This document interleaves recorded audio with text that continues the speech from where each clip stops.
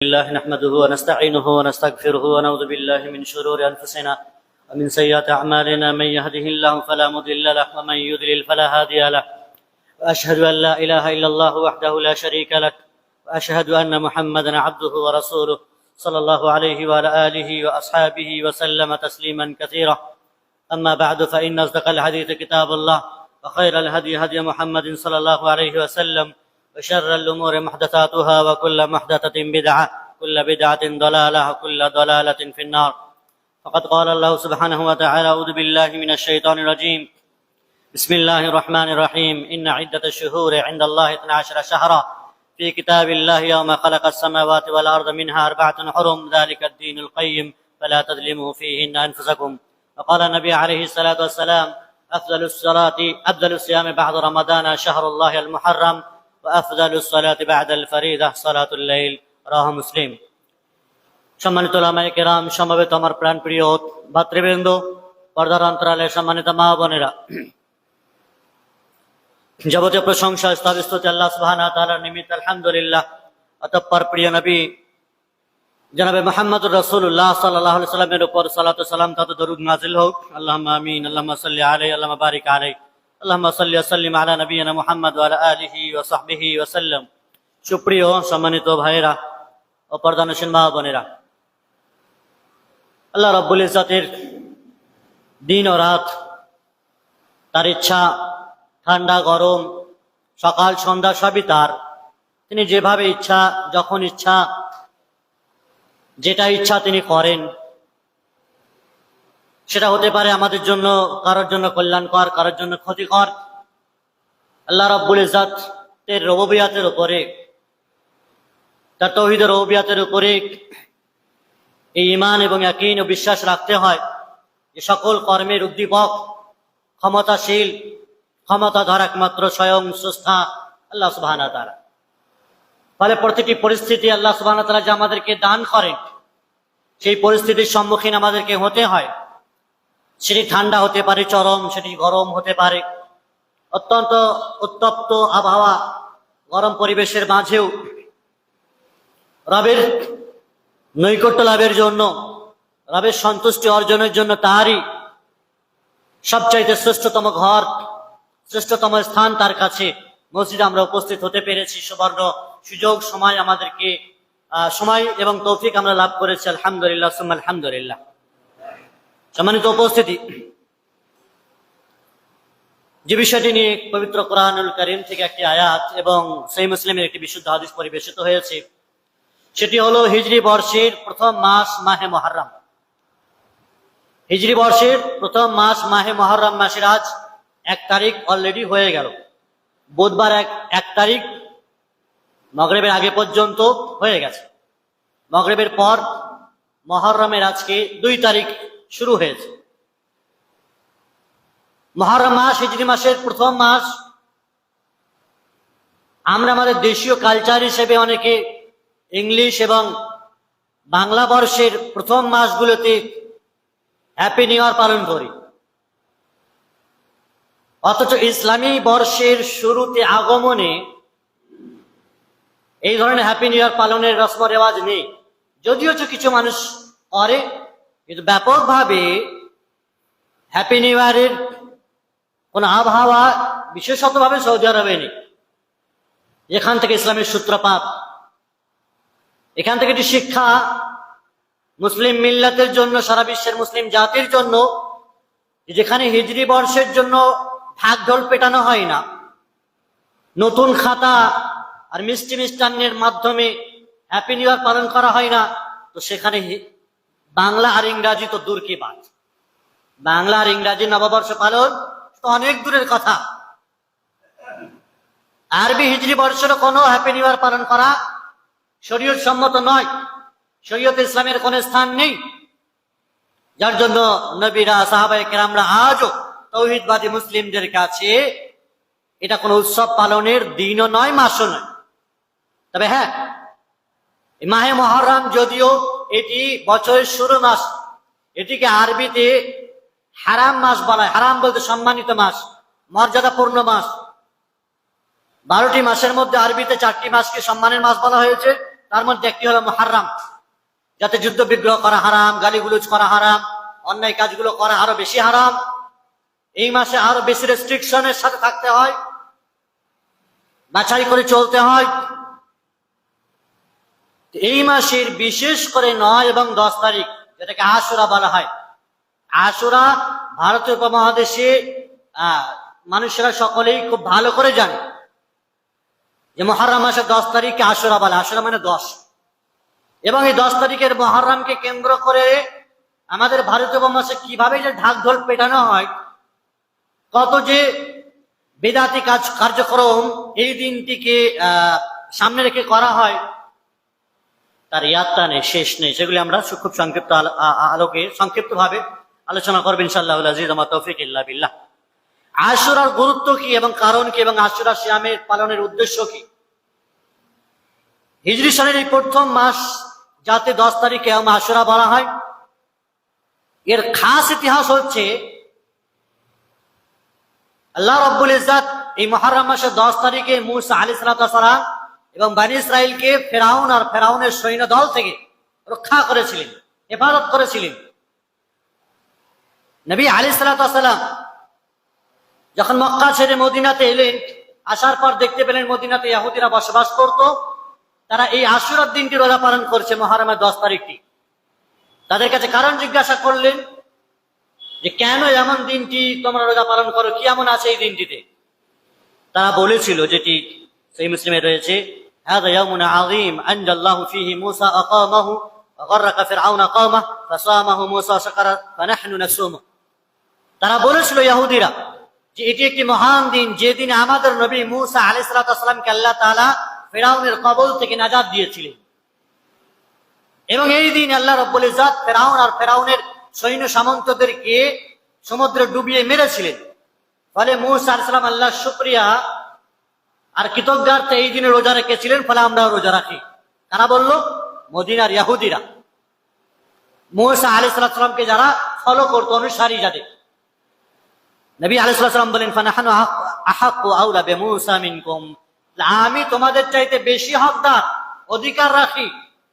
তোমরা যদি মূসার এই দিনের স্মরণে রোজা রাখো, আমি নবীদেরও তো ভাই, মূসার এই বিষয়ে আমি সবচেয়ে বেশি হকদার রোজা রাখার।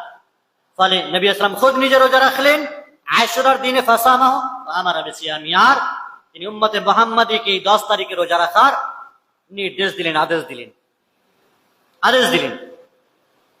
এই 9 এবং 10 তারিখে রোজা রাখতেন, তার সাথে সাথে 9 তারিখটাকে অ্যাটাচ করলেন এই কারণে, ইহুদি এবং খ্রিস্টানদের প্রতিটি পদে পদে বিরোধিতা করতে হয়।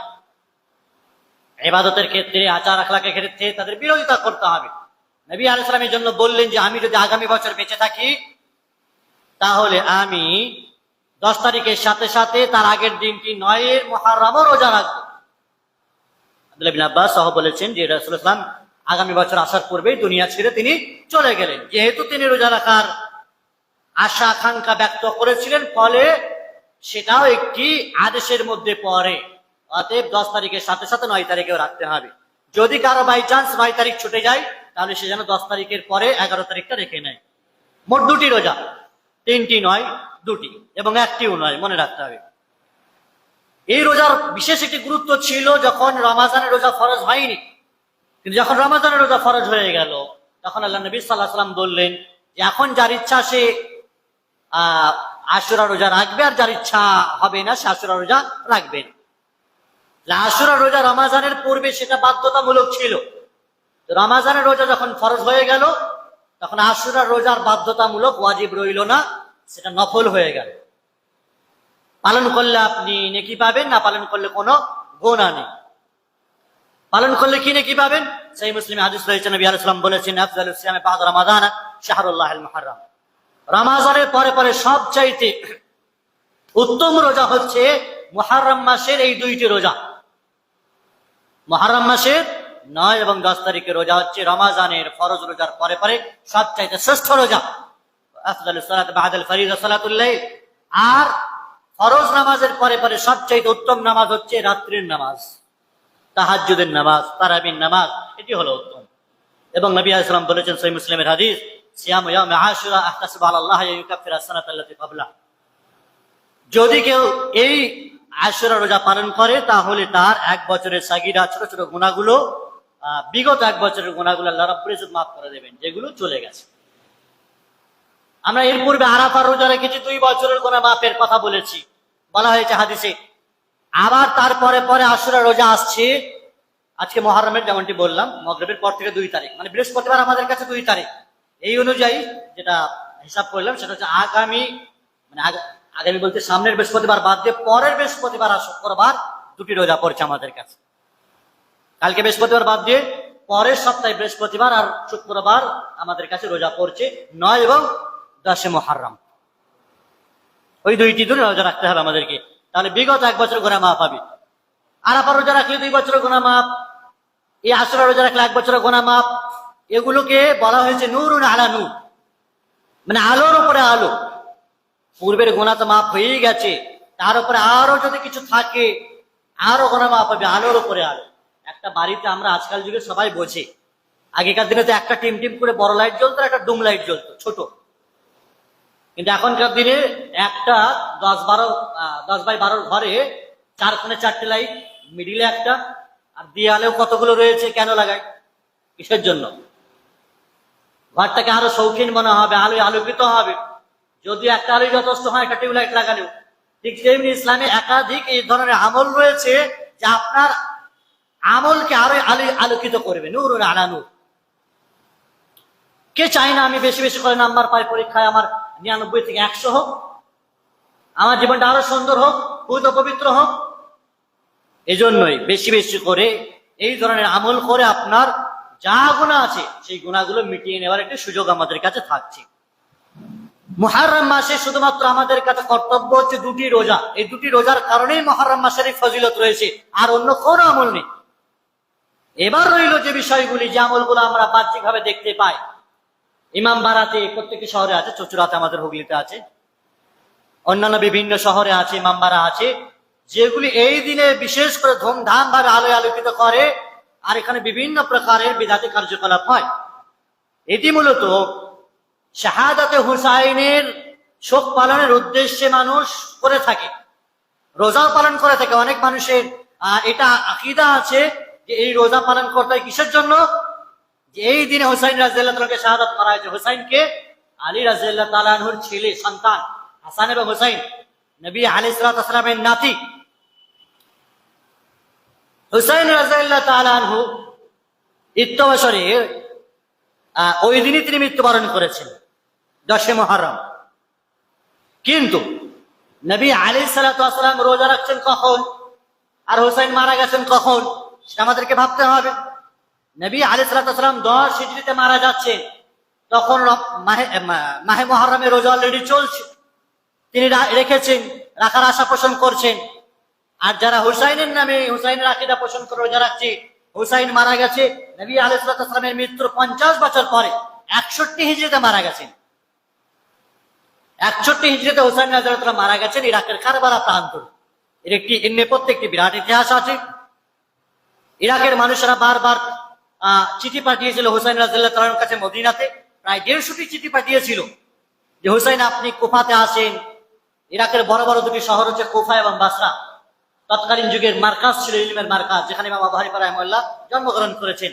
এবং ইরাকের রাজধানী বাগদাদও তৎকালীন যুগের সবচেয়ে বড় লাইব্রেরি ছিল। তো ইরাকের খেলাফত আর সাম্রাজ্য পরিচালনার দায়িত্বে হুসাইন রাদিয়াল্লাহু তাআলার কাছে বারংবার করে চিঠি পাঠান কুফাবাসীরা যে আপনি আসেন, আপনার পিতাকে দায়িত্ব দেওয়া হয়েছিল, তো আপনাকে এইভাবে আমরা খলিফা মনে করব, খলিফা বানাবো, আপনার আন্ডারে আমরা চলবো। হুসাইন রাদিয়াল্লাহু তাআলা মদিনা থেকে তার পরিবার নিয়ে, একদল মানুষকে নিয়ে তিনি বের হওয়ার জন্য প্রস্তুত হয়ে রইলেন। সাহাবায়ে কেরামরা মদিনাতে অবস্থানকালীন সেই সময় আব্দুল্লাহ বিন আব্বাস সহ একাধিক বিশিষ্ট সাহাবায়ে কেরামরা তার কাপড় ধরে টানছেন যে হুসাইন আপনি যেন না কুফাতে, কারণ কুফাবাসীরা আল কুফি লা ইউফি একটি কথা আছে, এমনি প্রবাদ বাক্য, কুফি লা ইউফি, কুফারা কখনো তাদের ওয়াদা পূরণ করে না, সব সময় তারা বিশ্বাসঘাতকতাই করেছে। তো যেন না তারা আপনার পিতার সাথে যে দশা করেছে, অবস্থা করেছে, আপনার সাথে তাই করবে। হুসাইন রাদিয়াল্লাহু তাআলা কারো কথাকে তোয়াক্কা না করে, উপেক্ষা করে তিনি চলে গেলেন। যখন কারবালার প্রান্তরে উপস্থিত হলেন, সেই পর্যায়ে ইয়াজিদ ইবনে মুআবিয়া রাদিয়াল্লাহু তাআলা আনহুর ক্ষমতা ছিল তখন শামে, যেটাকে এখন বর্তমান সিরিয়া বলা হয়। ইয়াজিদ ইবনে মুআবিয়ার ক্ষমতা ছিল শামে, সিরিয়াতে, এবং তার সেনাপতি ছিল উবাইদুল্লাহ বিন জিয়াদ, যা কুফাতে। উবাইদুল্লাহ বিন জিয়াদ হুসাইন রাদিয়াল্লাহু তাআলা আনহুর পথ অবরুদ্ধ করলেন। এর পূর্বে হুসাইন রাদিয়াল্লাহু তাআলা কুফার অবস্থা বোঝার জন্য আগে দূত পাঠানো হতো। এখনকার দিনে তো ফোন রয়েছে, আগে দূত পাঠানো হতো, খবরাখবর ঠিকঠাক থাকলে যেতে। মুসলিম ইবনে আকিলকে যখন তিনি তার চাচাতো ভাইকে পাঠিয়েছিলেন যে খবরাখবর নাও, কুফার অবস্থা ঠিক আছে কিনা, আমি যাব, মুসলিম ইবনে আকিলকে যখন পাঠানো হলো, কুফার যে গভর্নর উবাইদুল্লাহ বিন জিয়াদ মুসলিম ইবনে আকিলকে হত্যা করে। এই খবরটা হুসাইন রাদিয়াল্লাহু তাআলার কাছে পৌঁছানোর পূর্বেই তিনি অলরেডি কারবালার প্রান্তরে চলে এসেছেন। উবাইদুল্লাহ বিন জিয়াদ তার সেনাপতি নিয়ে, সৈন্য সামন্ত নিয়ে পথ অবরুদ্ধ করল। হুসাইন রাদিয়াল্লাহু তাআলা হত্যা করবে এরকম একটি ষড়যন্ত্র তৈরি করলো। হুসাইন রাদিয়াল্লাহু তাআলা অবস্থা বুঝতে পারলেন। তাদের কাছে তিনটি রাস্তা বেছে নিলেন, যে এক হয় আমাকে শামে, সিরিয়াতে ইয়াজিদ বিন মুআবিয়ার কাছে যেতে দেওয়া হোক, অথবা আমাকে সসম্মানের সহিত আমাকে মদিনায় ফেরত পাঠানোর ব্যবস্থা করা হোক, অথবা আমাকে বর্ডারের সীমান্তে যেতে দেওয়া হোক। তিনটের মধ্যে একটা আমাকে করতে দেওয়া হোক। তিনটের একটা কথাতেও সে রাজি হলো না উবাইদুল্লাহ বিন জিয়াদ, এবং হুসাইন রাদিয়াল্লাহু তাআলাকে নির্মম ভাবে তাকে শহীদ করা হলো। এই ঘটনা ঘটেছে 61 হিজরিতে, নবী আলাইহিস সালামের মৃত্যুর 50 বছর পরে। 50 বছর পরে যখন এই ঘটনা ঘটলো, এই ঘটনার বিষয়বস্তু যখন শামে, সিরিয়াতে ইয়াজিদ বিন মুআবিয়ার কাছে গেল, তিনি অত্যন্ত কষ্ট পেলেন যে হুসাইন রাদিয়াল্লাহু তাআলাকে হত্যা করা হয়েছে, এবং তিনি কথাও বললেন, লাআনাল্লাহু ইবনে মারজানা, উবাইদুল্লাহ বিন জিয়াদের উপর আল্লাহর লানত হোক, অভিশাপ হোক। আমি তাকে হত্যা করতে বলিনি, তার হত্যা চাইনি। যদি উবাইদুল্লাহ রক্তের সম্পর্ক হতো হুসাইনের সাথে, তাহলে সে হত্যা করতো না। ইয়াজিদকে যে গালিগুলোজ করা হয়, ইয়াজিদ ইবনে মুআবিয়া তিনি বলছেন, তিনি মুআবিয়া রাদিয়াল্লাহু তাআলার সন্তান, তিনি বলছেন আমি আমার পিতার যে ওসিয়ত, সেই ওসিয়ত অনুযায়ী চলাফেরা করি। এবং হুসাইন রাদিয়াল্লাহু তাআলা আনহুকে যখন হত্যা করার পর তার মাথা সামনে রাখা হয়েছিল, সেই সময় তিনি অত্যন্ত কষ্ট পেয়েছিলেন আর বলেছিলেন, এটা আমি চাইনি, আমি শুধু চেয়েছিলাম যে আমার আনুগত্য করার জন্য। কিন্তু নির্মম ভাবে তাকে হত্যা করেছে কুফার গভর্নর উবাইদুল্লাহ বিন জিয়াদ। সম্মানিত উপস্থিতি, এই ঘটনাকে কেন্দ্র করে হুসাইন রাদিয়াল্লাহু তাআলার শোক পালন, ঘটনাটি ঘটেছিল 10ই মুহররমে। আর এক শ্রেণীর মানুষ যারা শিয়াপন্থী, যারা হুসাইনকে মানে, নবী আলাইহিস সালামকে মানে, আলীকে মানে, যাদের কাছে 12টি ইমাম আসবে আকীদা পোষণ করে, যারা শিয়াদের মধ্যে বিশেষ একটি গোষ্ঠী রাফেজি সম্প্রদায়, তারা অত্যন্ত কঠোর। তাদের এই আকীদা রয়েছে যে হুসাইনকে ফুরাত নদীর পানি পান করতে দেওয়া হয়নি, শুকিয়ে রাখা হয়েছিল, অতএব আমরা ওই দিন পানি পান করবো না, শুকিয়ে থাকবো, রোজা রাখবো, শোক পালন। আসল কিন্তু ইতিহাস সেটি নয়। 50 বছর পূর্বে রাসূলুল্লাহ সাল্লাল্লাহু আলাইহি ওয়াসাল্লাম রোজা রেখেছেন, মুহররমের ইতিহাস হচ্ছে সেই। কিন্তু সাহাবায়ে কেরামদের শাহাদাতের সময় তাদের অশ্রু ঝরল না, তাদের শোক পালন হলো না। হুসাইনের সময় কেন এত মাথা ব্যথা তাদের? এর পূর্বে আবু বকর রাদিয়াল্লাহু আনহু মারা গেছেন, ওসমান মারা গেছেন, আলী রাদিয়াল্লাহু আনহু মারা গেছেন, বিশিষ্ট সাহাবায়ে কেরামরা মারা গেছেন, কই শোক পালন করেনি তো? তাহলে হুসাইনের সময় শোক পালন কেন? বিশিষ্ট সাহাবায়ে কেরামরা মারা গেলেন, তার বেলায় তাদের চোখ দিয়ে টস টস করে পানি পড়লো না, বরং তাদেরকে গালিগুলোজ করে এবং তাদের নামে ছাগল এবং বকরিকে বেঁধে রেখে তীর এবং বল্লম দিয়ে মারে, আনন্দ উৎসব পালন করে এই দিনে। আয়েশা রাদিয়াল্লাহু তাআলার ব্যাপারে গালিগুলোজ করে, ওমর এবং ওসমানের ব্যাপারে গালিগুলোজ করে, মুআবিয়ার ব্যাপারে গালিগুলোজ করে। এরা নিঃসন্দেহে ইসলাম থেকে বহিষ্কার, কাফের। কিন্তু ইতিহাস পড়ানো হচ্ছে আমাদেরকে মুহররমের আশুরার দিনটি হুসাইনের শোক পালনের বিষয়। ভারতবর্ষের মুসলিমরা তাই বুঝে বসে আছে। সম্মানিত উপস্থিতি, এবং বিদাতীদের নিকটে সাহাবায়ে কেরামের শাহাদাত বরণের দুঃখের চাইতে বেশি দুঃখ ওদের হুসাইনের ক্ষেত্রে, এবং সেটাকে আনন্দ দিবসে পরিণত করেছে ওরা। যেমন আব্বাসীয় খলিফা মুতি বিন মুক্তাদিরের সময়, এটা 946 থেকে 974 খ্রিস্টাব্দে যখন তার ক্ষমতা ছিল, সেই সময় কট্টর শিয়া আমির আহমদ বিন বুয়াইয়া দাইলুমি ওরফে মুঈজুদ্দৌলা 351 হিজরির 18 জিলহিজ্জা তারিখে বাগদাদে সর্বপ্রথম শাহাদাত বরণের তারিখকে তিনি খুশির দিন হিসেবে, ঈদে গদির খম হিসেবে তিনি সর্বপ্রথম সেটাকে ঘোষণা করেন। মাইজুদ্দৌলা 351 হিজরিতে 18 জিলহিজ্জায় সেটিকে এই দিনটিকে আনন্দের দিন হিসেবে তিনি ঘোষণা করে দেন। শিয়াদের নিকটে এই দিনটি ঈদুল আজহার চাইতেও বেশি গুরুত্বপূর্ণ এবং বেশি আনন্দের দিন। সম্মানিত উপস্থিতি, এই শাহাদাত বরণের বিষয়টিকে নিয়ে যখন তারা শোক পালনের দিন এবং আনন্দ উৎসবের দিন ঘোষণা করে, পরবর্তীতে শিয়া সুন্নিদের মাঝে ব্যাপক সংঘর্ষ দেখা যায় এবং এর ফলে অনেক মানুষ, বিশেষ করে ইরাকের ওই অঞ্চলগুলিতেও সুন্নিপন্থীরা নিষ্ক্রিয় হওয়ার পরে তাদের উপর অত্যাচার চলে।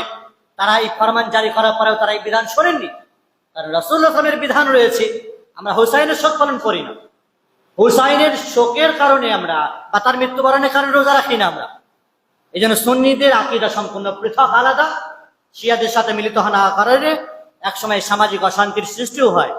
এবং আমাদেরকে মনে রাখতে হবে, আমরা যে আশুরার দিনটি পালন করছি এটি রাসূলুল্লাহ সাল্লাল্লাহু আলাইহি ওয়াসাল্লাম তিনি খুদ রোজা রেখেছিলেন বলেই আমরা পালন করছি। এর সাথে হুসাইন রাদিয়াল্লাহু তাআলা আনহুর মৃত্যুর বা শাহাদাতের কোনো সম্পর্ক নেই। এটা ভিন্ন কথা যে তিনি ওই দিনে মৃত্যুবরণ করেছেন, কিন্তু সেটি 61 হিজরিতে 61 হিজরিতে রাসূলুল্লাহ সাল্লাল্লাহু আলাইহি ওয়াসাল্লামের মৃত্যুর 50 বছর পরে। সম্মানিত উপস্থিতি, 10 মুহররমকে কেন্দ্র করে বিদআতীদের কাছে বিভিন্ন প্রকার আকীদা আছে যে এই দিনে বিশেষ করে চোখে সুরমা লাগাতে হবে। তাহলে চোখে সুরমা লাগালে সারা বছর চোখে কোনো প্রকারের রোগ দেখা দেবে না। অনুরূপভাবে এই ধরনের আকীদা রয়েছে তাদের, বিশেষ করে এই দিনে নামাজ রয়েছে। 10 মুহররমের ফজিলতের আশায় তারা নামাজ আদায় করে, স্পেশাল ভাবে নামাজ 4 রাকাত সালাত আদায় করে, একবার সূরা ফাতিহা 50 বার সূরা ইখলাস তিলাওয়াত করে। এই ধরনের হাদিস তারা বানাওয়াট তৈরি করেছে এই দিনকে মানানোর জন্য, যেটি আল মাওজুআত গ্রন্থে এগুলি সব বর্ণিত রয়েছে। শাইখুল ইসলাম ইমাম ইবনে তাইমিয়া রাহিমাহুল্লাহ বলেছেন যে আশুরা উপলক্ষে কোন সহিহ হাদিস নেই শুধুমাত্র এই রোজা রাখা ছাড়া। মুহররম এবং আশুরাকে কেন্দ্র করে যতগুলো রসম রেওয়াজ তৈরি করা হয় এবং হচ্ছে আকীদা পোষণ করা হচ্ছে, এর কোনো ভিত্তি নেই শরীয়তে, শুধুমাত্র কি ছাড়া? রোজা ছাড়া। 9 এবং 10 তারিখে রোজা ছাড়া। তাবি ইয়াজিদ ইবনে মুআবিয়া রাদিয়াল্লাহু তাআলা, যার কথা আমি বললাম, যিনি সিরিয়ার গভর্নর ছিলেন, ইয়াজিদ ইবনে মুআবিয়া রাদিয়াল্লাহু তাআলাকে অনেকে মালউন বলে, অভিশপ্ত বলে এবং কটাক্ষ করে অনেকে। তুই ইয়াজিদের বংশধর রে, এরকম ভাবে কটাক্ষ করেন অনেকে। কেউ বদমাইশি বংশধর বা বদমাইশ হলে তাকে বলে দেখ ইয়াজিদ রে, ইয়াজিদের বংশধর। তার মানে কি বোঝানো হয়? যে ইয়াজিদ সত্যিকার অর্থে অভিশপ্ত বা মালউন, সে গুনাহগার, আর কিছু এমনটি বলা যাবে না। ইয়াজিদের ব্যাপারে আহলুস সুন্নাহ ওয়াল জামাতের আকীদা হচ্ছে চুপ থাকতে হবে আপনাকে। তাকে ভালোও বলা যাবে না, মন্দও বলা যাবে না। সে যদি ভালো হয় তো আল্লাহর কাছে ভালো, আর মন্দ হলে আল্লাহর কাছে শাস্তিযোগ্য হবে। ফলে তার ব্যাপারে কোন রকমের কটূক্তি ব্যবহার করা যাবে না, কটূক্তি ব্যবহার করা যাবে না। সে দোষী, শাস্তিযোগ্য, অভিশপ্ত, মালউন, এই ধরনের শব্দ ইয়াজিদের ব্যাপারে বয়ান করা যাবে না। ইয়াজিদ ইবনে মুআবিয়া তিনি ছিলেন বিখ্যাত তাবেঈ, বরং তার জন্য উচিত হবে মুসলমানদের ক্ষমা প্রার্থনা করা। যেহেতু আগেই বলেছে হুসাইন রাদিয়াল্লাহু তাআলা আনহুকে যখন হত্যা করে তার ছিন্ন মস্তককে সামনে রাখা হলো, তিনি অত্যন্ত কষ্ট পেলেন আর বলে উঠলেন যে হত্যা করেছে উবাইদুল্লাহ, তার উপর আল্লাহর লানত হোক। আমি এটা করতে কখনোই বলিনি। সম্মানিত উপস্থিতি, তাহলে তাবি ইয়াজিদ ইবনে মুআবিয়ার ব্যাপারে যেন কেউ কোন রকমের খারাপ শব্দ ব্যবহার না করে, ভালো মন্দ কিছুই বলবেন না, আপনি নীরব থাকবেন। এটাই হলো আহলুস সুন্নাহ ওয়াল জামাতের আকীদা। তাহলে আপনি নিরাপদ থাকবেন। প্রচলিত আশুরার যে বিষয়টি আমরা দেখতে পাচ্ছি, এই দিন থেকে পালন করছে শহরে, বিভিন্ন শহরে যে কারবালাগুলো, বিভিন্ন শহরে যে ইমামবাড়াগুলো আছে, প্রতিষ্ঠান আছে, সেই ইমামবাড়াগুলোতে এই দিন বিশেষ করে ধুমধাম করে উৎসব পালন করে তারা। হুসাইন রাদিয়াল্লাহু তাআলার নামে ভুয়া কবর তৈরি করে, যেটাকে তাজিয়া বলা হয়। ভুয়া কবর, প্রত্যেকই কবর, ভেতরে কেউ নেই। অনুরূপ ভাবে তার কাছে গিয়ে প্রার্থনা করে, তার সামনে ধুলো গায়ে মাথা নত করে, সিজদা করে, তার সম্মানে মাথা নিচু করে, হাই হোসেন হাই হোসেন বলে মাতম করে, বুক চাপড়ায়, চাকু দিয়ে, অস্ত্র দিয়ে নিজের শরীর আঘাত করে এবং হোসাইনের নামে মোরগ বা হাঁস পানিতে ছেড়ে দিয়ে সেগুলোকে ধরে, বরকতের মোরগ বলে সেগুলোকে জবাই করে খায়। কেক তৈরি করে, পিঠা তৈরি করে, বরকতের বলে সেগুলো বিতরণ করে একে অপরে, সেগুলো কি বলে তাবারুক হিসেবে গ্রহণ করে। অনুরূপ ভাবে শোকের মাস হিসেবে মনে করে এটা, যে এই মাসটি হলো শোকের মাস, এই মাসে বিবাহ শাদী করা যাবে না, এই মাসে কোনো প্রকারের বিবাহ শাদী করা যাবে না। ঘোড়া নিয়ে, উট নিয়ে তারা বিভিন্ন প্রকারের মহড়া দেয়, কারবালার প্রান্তরে, শহরের বিভিন্ন প্রান্তরে করে, আমাদের দেশেও এই ধরনের কাজগুলি তারা করে থাকে। এগুলি হলো শিয়া। শিয়াদের সাথে ইসলামের কোনো সম্পর্ক নেই, সুন্নিরা সম্পূর্ণ পৃথক, মনে রাখতে হবে। এবং ইসলামে এই ধরনের শোক পালন কখনোই জায়েজ নয়। একটি মানুষ সর্বোচ্চ কোনো মানুষের জন্য শোক পালন করতে পারে কয়দিন? সর্বোচ্চ কয়দিন? 3 দিন। কোন মানুষ যতই রক্তের সম্পর্ক থাকুক না কেন, 3 দিনের ঊর্ধ্বে কেউ কারোর জন্য শোক পালন করতে পারবে না। শুধুমাত্র সেই স্ত্রীরা যাদের স্বামী মারা গেছে, সেই সমস্ত স্ত্রী, বিধবা স্ত্রী যাদের স্বামী মারা গেছে, তারা একমাত্র তাদের স্বামীর জন্য 4 মাস 10 দিন শোক পালন করবে। এছাড়া পৃথিবীর কারোর জন্য কোনো অনুমোদন নেই যে 3 দিনের বেশি শোক পালন করবেন। পুরুষদের জন্য তাহলে কোথাও সুযোগ নেই। আপনার স্ত্রী মারা গেল, আপনি 3 দিন, এর চাইতে বেশি দিন আপনি শোক পালন করতে পারবেন। তাহলে এত বছর ধরে শোক পালন করছে মানুষ কোন ভিত্তিতে? নবী আলাইহিস সালাতু ওয়াস সালাম বলেছেন, সহিহ মুসলিমের হাদিস, লাইসা মিন্না মান দারাবাল খুদুদ ওয়া শাক্কাল জুয়ুব ওয়া দাআ বিদাওয়াল জাহিলিয়া। তারা আমাদের উম্মতের অন্তর্ভুক্ত নয় যারা শরীরে আঘাত করে, গালে চপাটাঘাত করে, গাল ছিঁড়ে, চুল ছেড়ে, আর জামা কাপড় ছেড়ে, পকেট ছেড়ে, আর জাহিলিয়াতের মানুষ যুগের মতো চিৎকার করে, হই হুল্লোড় করে, আমার অমুক মারা গেল দেখো। এই ধরনের কাজকর্ম যারা করে তারা আমার উম্মতের অন্তর্ভুক্ত নয়। এটা জাহিলিয়াতের যুগের মানুষের কাজকর্ম, এগুলি শিয়ারা করে। কোনো প্রকৃত মুসলিম এগুলি করতে পারে না। কারোর জন্য আপনি বুক চাপড়াবেন, চুল ছিঁড়বেন, করতেই পারেন না। 3 দিনের অধিক কারোর জন্য আপনি শোক পালন করতেই পারেন না। হুসাইন মারা গেছেন 61 হিজরিতে, চলছে 1448 কি 49, আর আপনি শোক পালন করবেন মানে? অনুরূপ ভাবে সহিহ মুসলিমের হাদিস, নবী আলাইহিস সালাতু ওয়াস সালাম বলেছেন, আরবাউন ফি উম্মতি মিন আমরিল জাহিলিয়া লা ইয়াতরুকুনাহুন্না আল ফাকর বিল আহসাব ওয়াল আতআন ফিল আনসাব ওয়াল ইসতিসকাউ বিন নুজুব ওয়ান নিয়াহা। নবী আলাইহিস সালাম হচ্ছে 4টি কাজ যেটি জাহিলিয়াতের অন্তর্ভুক্ত। 4টি এমন কাজ রয়েছে যেটি জাহিলিয়াতের যুগের মানুষ করত। তার মধ্যে একটি হলো আল ফাকর বিল আহসাব, বংশ মর্যাদা নিয়ে অহংকার করা। আমার বংশ চৌধুরী বংশ, শেখ বংশ, সম্রাট বংশ, আর কিছু বংশ নিয়ে অনেকে গর্ব করে, অহংকার করে, মর্যাদা প্রতিপত্তি ফলায়। ইসলামের কোনো সুযোগ নেই, বংশের কোনো দাম নেই। তাকওয়া ছাড়া ইসলামে বংশের কোনো দাম নেই। অনুরূপ ভাবে ওয়াত্তানু ফিল আনসাব, একে অন্যের বংশের দোষ ত্রুটি খোঁজে, গালিগুলোজ করে। জোলা বংশ, আনসারি বংশরে, আনসারিদেরকে অনেকে নিম্ন চোখে দেখে, ছোট চোখে দেখে, গালিগুলোজ করে তাদেরকে, তাদের দোষ ত্রুটি খোঁজে। কোন বংশকে আপনি দোষ ত্রুটি তাদের খুঁজতে পারবেন না, তাদেরকে গালিগুলোজ করতে পারবেন না, কোন বংশদের সম্পর্কে আপনি নাক ছিটকাতে পারবেন না। ইসলামের কোনো সুযোগ নাই। আরেকটি কাজ হলো ইসতিসকাউ বিন নুজুম, নক্ষত্রের মাধ্যমে বৃষ্টি প্রার্থনা করা। পূর্ব যুগের মানুষের আকাশে তারা দেখলে আকীদা পোষণ করতো, ওই তারার মাধ্যমে আল্লাহ তুমি আমাদেরকে বৃষ্টি দাও, বা ওই তারা দেখা দিয়েছে বৃষ্টি হবে, বা সপ্তর্ষি মন্ডল দেখা দিয়েছে, বা আর কিছু দেখা দিয়েছে, ওর মাধ্যমে বৃষ্টি বর্ষণ হবে। এমন আকীদা পোষণ করা কি এটি জাহিলিয়াতের কাজ। আর একটি কাজ হচ্ছে নিয়াহা। নিয়াহা বলা হয় চিৎকার করা, চিল্লামিল্লি করা, বুক চাপড়ানো, চুল ছেঁড়া, এগুলোকে নিয়াহা বলা হয়। নবী আলাইহিস সালাতু ওয়াস সালাম বলছেন, ইযা লাম তাতুব ক্বাবলা মাউতিহা ফাইন্নাহা তুলবাসু ইয়াউমাল কিয়ামাতি সিরবালুম মিন কাতিরাত ওয়া দিউম মিন জারাব। যারা চিৎকার চিল্লামিল্লি করে কেউ মারা গেলে আর মৃত্যুর পূর্বে যদি সে তওবা না করে, কিয়ামতের দিন আল কাতরার পোশাক তাকে পরিধান করানো হবে, আর ঘোষ পাচরার মতো আক্রান্ত ব্যক্তির মতো ড্রেস তাকে পরিধান করানো হবে। বর্ম বিশিষ্ট পরিধান আর ড্রেস তাকে পরিধান করানো হবে। এই কঠোর শাস্তি তাকে দেওয়া হবে যারা কারো মৃত্যুতে এই ধরনের চিৎকার করে আর এই ধরনের কার্যকলাপ করে। তাহলে ইসলামে কোনো সুযোগ নেই। পূর্ব যুগে কেউ মারা গেলে ভাড়াটিয়া নিয়ে আসা হতো, মহিলাকে ভাড়া করে নিয়ে আসা হতো, কান্নাকাটি করানো হতো।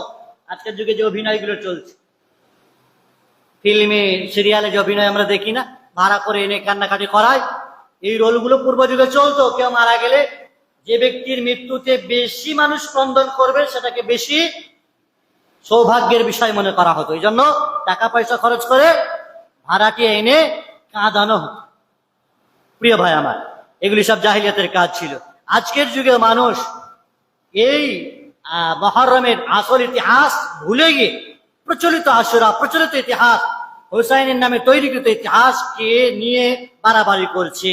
এই দিনকে কেন্দ্র করে শোক সভা করছে, শোক র্যালি করছে, কালো ব্যাজ ধারণ করছে, যুদ্ধের মহড়া ঘোড়া চালাচ্ছে, আর নিজের শরীরে চাবুক দিয়ে, অস্ত্র দিয়ে, চাকু দিয়ে, তলোয়ার দিয়ে মানে ক্ষত বিক্ষত করছে, রক্তাক্ত করছে নিজের শরীরকে।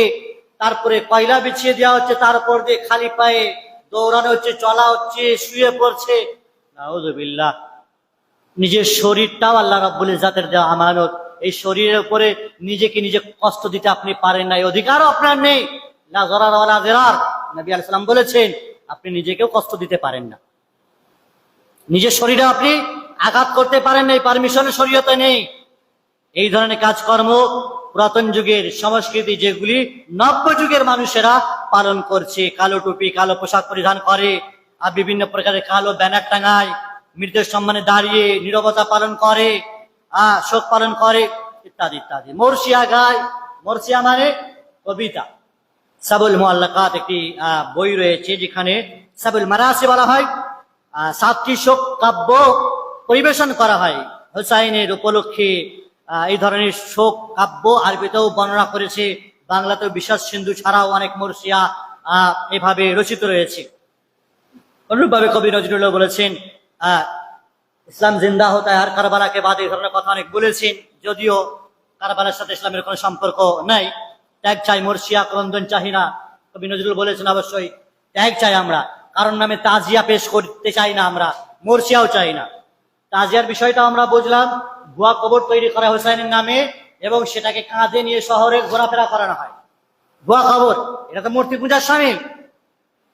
অমুসলিমেরা, পৌত্তলিকরা যেভাবে মাটির তৈরিকৃত জিনিস তৈরি করে পূজা করে, ঠিক তেমনি এই প্রতীকী কবর তৈরি করে তার পূজা করছো, তার ইবাদত করছো, একই সেম জিনিস, এগুলো মূর্তি পূজার শামিল। ফলে এই সমস্ত জিনিস থেকে কিন্তু আমাদের সাবধান হতে হবে। এগুলি বারংবার আমরা বলছি, নবী আলাইহিস সালামের মৃত্যুর 50 বছর পরে 61 হিজরিতে হুসাইন রাদিয়াল্লাহু তাআলা কে যে শহীদ করা হয় কারবালার প্রান্তরে, 352 হিজরি সেটি 61 হিজরিতে হয়। আর এটি শুরু হয় প্রথমত যে শোক দিবস বা আশুরার নামে যে প্রচলিত ইতিহাস, এটি শুরু করে মুঈজুদ্দৌলা, সেটি 352 হিজরিতে ইরাকের বাগদাদ শহরে। তো এই ধরনের বিষয়গুলি সারা বিশ্বে এখন প্রচলিত আশুরাই আমাদের কাছে এখন বিষয় হয়ে দাঁড়িয়েছে। আসল ইতিহাস সেটি আমরা ভুলে গেছি। আমরা প্রতিনিয়ত এটা মাথায় রাখবো যে মুহররম মাসে শুধুমাত্র আমাদের জন্য করণীয় একটি, সেটি হলো কি? রোজা রাখা। 2টি রোজা, 9 এবং 10। আগামী বৃহস্পতিবার শুক্রবার ছাড়া পরের বৃহস্পতিবার এবং শুক্রবার এই 2টি রোজা রাখলে 1 বছরের গুনাহ মাফ হবে, রাসূলুল্লাহ সাল্লাল্লাহু আলাইহি ওয়াসাল্লামের এই সুন্নতি আদর্শ পালন হবে এবং শিয়াদের, ইহুদিদের, খ্রিস্টানদের বিরোধিতা করা হবে। আর প্রকৃত যে ইতিহাস, প্রচলিত যে ইতিহাস চলছে সেটিরও বিরোধিতা করা হবে এবং প্রচলিত ইতিহাস আর প্রকৃত ইতিহাসের মাঝে পার্থক্য করে জনসাধারণকে সচেতন করতে হবে। আল্লাহ রাব্বুল ইজ্জাতের কাছে আমরা দোয়া করব তিনি যেন আমাদেরকে মাহে মুহররমের প্রকৃত ইতিহাস যা শোনার তৌফিক দান করেন সংক্ষিপ্ত আকারে। আমাদের সেই প্রকৃত ইতিহাস শুনে অপরের মাঝে সেটি শেয়ার করা, প্রচার করা কর্তব্য, সেটি যেন আমরা করতে পারি। আল্লাহ তৌফিক দান করেন। এবং আশুরা কেন্দ্রিক যে সমস্ত বিদাতি কাজকর্ম রয়েছে, প্রচলিত বিষয়গুলো রয়েছে, মানুষ যেটাকে আসল ভাবছে এই প্রচলিত বিষয়টিকে, সেই ভুল ধারণাগুলোকে মানুষকে ভাঙাতে হবে, তাদেরকে বোঝাতে হবে যে এই মাসে 2টি রোজা ছাড়া আর কিছুই নেই। হুসাইনের শাহাদাতের শোক পালন যদি এত গুরুত্বপূর্ণ হতো, তো তার চাইতে যাদেরকে দুনিয়াতে জান্নাতবাসী বলা হলো তার মধ্যে অবশ্য হুসাইন নেই। আশারে মুবাশশিরিনা বিল জান্নাহ, যে 10 জন সাহাবীকে জান্নাতে বলা হয়েছে দুনিয়াতে, তার মধ্যে হুসাইন কিন্তু নেই। হুসাইন রাদিয়াল্লাহু আনহু নেই, যদিও তারা হাসান হুসাইন জান্নাতে সর্দার হবেন, কিন্তু তার পূর্বে আবু বকর, ওমর, উসমান, তালহা, জুবাইর বিন আওয়াম, আবু উবাইদা বিন জাররাহ, এই সমস্ত সাহাবায়ে কেরাম, তাদের ব্যাপারে কোনো শোক পালন নেই। তাহলে বিখ্যাত সাহাবায়ে, বিশিষ্ট সাহাবায়ে কেরাম, তাদের ব্যাপারে শোক পালন তো দূরের কথা, বরং তাদেরকে গালিগুলোজ করে শিয়ারা, এই শিয়া রাফেজি গোষ্ঠীরা তাদেরকে গালিগুলোজ করে, এই আকীদা পোষণ করে যে তাদের হাতে যদি ক্ষমতা থাকে আয়েশা রাদিয়াল্লাহু তাআলাকে কবর থেকে তুলে তাকে চাবুক মারবে, দোররা দিয়ে পিটাবে তাকে। ওই যে জেনার এবং বিচারে তহমাত লাগানো হয়েছিল তার কারণে। এই ধরনের বদ আকীদা যেটি শিয়াদের মাঝে রয়েছে, সেই সমস্ত জিনিস থেকে আমাদেরকে বাঁচতে হবে। আল্লাহ রাব্বুল ইজ্জাত যেন আমাদেরকে হেফাজত করেন এবং বিদাতি সকল কর্মকাণ্ড থেকে আল্লাহ রাব্বুল ইজ্জাত যেন আমাদেরকে রক্ষা করেন। আমাদেরকে প্রকৃত সুন্নাহর উপরে, প্রকৃত কোরআন ও সুন্নাহর উপরে আল্লাহ রাব্বুল ইজ্জাত আমাদেরকে টিকে থাকার তৌফিক দান করেন। আল্লাহ রাব্বুল ইজ্জাত যেন আমাদেরকে সিয়াম রাখার সাথে সাথে প্রকৃত যে সমস্ত কোরআন এবং সুন্নাহর বিধি বিধানগুলো রয়েছে তার উপরে পরিপূর্ণরূপে চলাফেরার আমাদেরকে তৌফিক দান করে। আমিন। সাল্লাল্লাহু আলা নবিয়িনা মুহাম্মদ ওয়া আলা আলিহি ওয়া সাহবিহি ওয়া সাল্লামা তাসলিমান কাসীরা। এটা বন্ধ করে দিল। একটি বিষয় হচ্ছে, একটি বিষয় যেটি গুরুত্বপূর্ণ সেটি হলো মক্তব শিক্ষার ক্ষেত্রে আমাদের বারংবার আওয়াজ দেওয়া হয়েছে। সিলেটে আমরা জেলা জমিয়তের কার্যালয়ে বসে বারংবার বিভিন্নভাবে এই উদ্যোগ নিয়েছি।